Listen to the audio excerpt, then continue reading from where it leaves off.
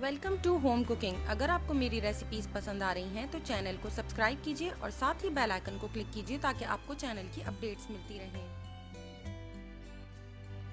अस्सलामुअलैकुम। आज मैं आपके साथ शेयर कर रही हूँ अंडे के मेसूप की रेसिपी।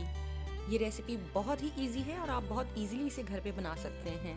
ये सर्दियों की एक खास सौगात है। मेसूप बेसन से भी तैयार किया जाता है, लेकिन अंडे का मेसूप सर्दियों के लिए स्पेशली बनाया जाता है।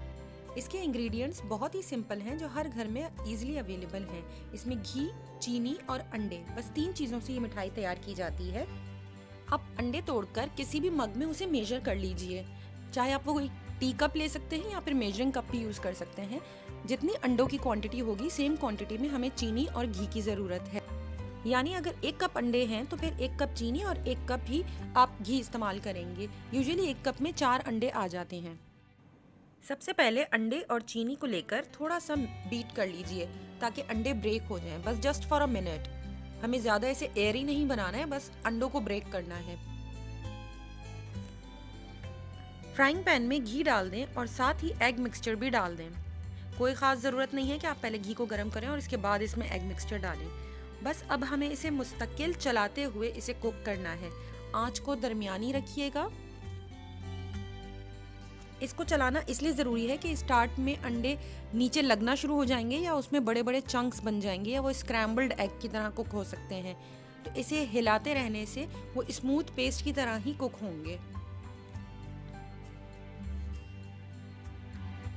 जैसे जैसे ये मिक्सचर कुक होता जाएगा तो घी भी मेल्ट हो जाएगा और शुगर भी डिज़ोल्व होकर इसमें अच्छी तरह से मिक्स हो जाएगी। फिर आहिस्ता आहिस्ता ये थिक होना शुरू होगा।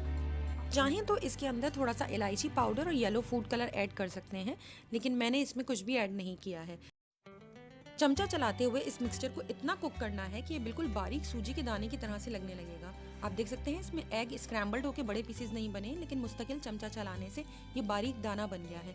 बस इस स्टेज पर हमें इसे चूल्हे से हटा लेना है और इसे डिश आउट कर लेना है। मैंने डिश को ग्रीस किया है, आपको ज़रूरत नहीं है क्योंकि इसमें ऑलरेडी इतना घी मौजूद है कि ये स्टिक नहीं होगा। इसके बाद आप इसे सेट होने के लिए छोड़ दीजिए। इसमें घी इतना गर्म होता है कि अंडा ऑलरेडी इसमें डिश आउट करने के बाद भी कुक होता रहता है। जब आप डिश आउट करेंगे तब से लेके सेट होने तक उसका कलर दोबारा और डार्क हो जाएगा। जब हाफ सेट हो जाए तब आप इसके पीसेस कट कर लीजिए और कम्प्लीटली कूल होने के बाद आप इसे सर्व करें। चाहे तो इसे किसी भी जार में भरकर रख सकते हैं। सर्दियों में इस अंडे की मिठाई का मज़ा लीजिए। अगर आपको ये रेसिपी पसंद आए तो प्लीज़ लाइक, शेयर और मेरे चैनल को सब्सक्राइब करना ना भूलें।